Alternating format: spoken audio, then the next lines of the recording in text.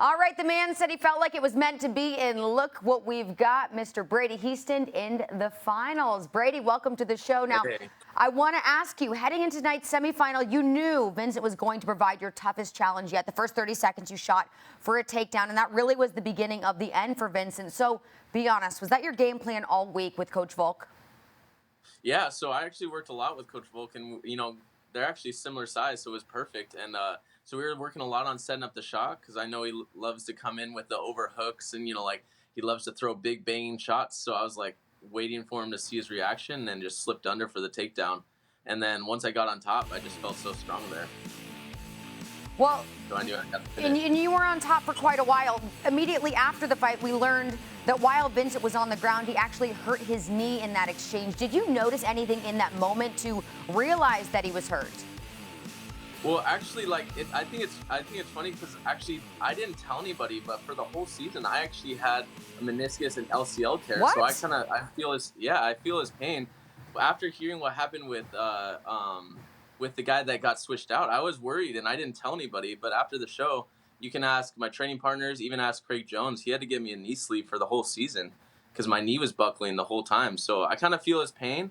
But yeah, Do you see this face? I'm sorry.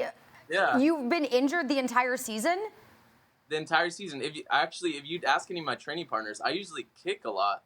And if you watch in the first Josh fight, I went for a left high kick and my knee buckled and I actually fell down. And so I didn't kick for the rest of that fight. So, it's one of those things that I thought that I should keep it secret, but it seems like it wasn't the right option. I should have been telling people stuff.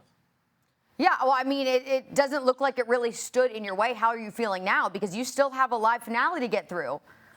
Yeah, for sure. Well, after the show, I've spent the whole time recovering. Obviously, I got my training and I feel 100% now. But the first month after the show, I was recovering. I even went to the UFC PI. They did a bunch of work on my knee. I went to physical therapy and stuff like that. So, yeah, it's been a recovery process. But now I feel 100%. I've been training the last few months and I feel ready to go. Well, also probably adding to your success, you have a great support system. Now, during the lead up to your fight, you had the chance to FaceTime with your mom, also your brother. So how much motivation did that give you heading into that semifinal matchup? Oh, it's huge motivation, especially seeing my brother. He believes in me more than sometimes I believe in myself. So it was good talking to him. Plus, my mom, she's my mom. I've known her since I was born. She's been the biggest support system in my life. But just seeing her face and seeing his face just brought tears to my eyes. I was almost crying. It even almost makes me cry right now. Wow. It was so good. That's amazing. Look, something else that was really cool, I know I was a little jealous, along with the ability to talk with your family during the week. Coach Volk also brought in UFC legend Donald Cerrone to train with you guys. Yeah. What was that experience like, and what were you able to take away from it? That was super cool. So cool. I was a little bummed because it was 2 days before weigh-ins, so I didn't get to go super hard or do a whole lot of training, but just him being on the mats, being around a legend and just being able to pick his brain, and I even got some rolls in. It was pretty amazing. He's inspiring. He's most wins in the UFC, most experienced, so he's been through it all. Okay, well, now comes the biggest test of the season, Brady. You're lined up to take on Ricky Turcios in the bantamweight final for a chance, at a UFC contract. Okay, this is a really big deal, but being that you guys have trained alongside each other all season, how do you envision this fight playing out? I mean, it's your teammate. Yeah, I know. Yeah, me and Ricky, we've trained together, and I love Ricky. Everyone loves Ricky. He's good energy. He's a good guy. But just like with my buddy Josh, we just got to go out there and we got to do business, and we got to fight for this shot in the UFC, which is my dream. This is what I'm going to make into reality.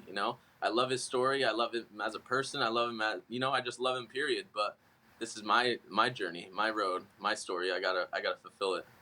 Absolutely, and I know you're not going to take it easy on him. So let's just say hypothetically, you win the finals, you get a UFC contract. What is the first thing you plan on doing?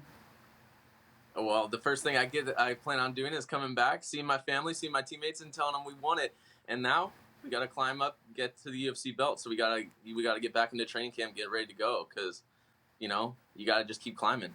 Absolutely. Well, I love the mindset. I love the focus. Brady, thank you so much for taking the time with us this season, and best of luck to you in the final. We can't wait to watch.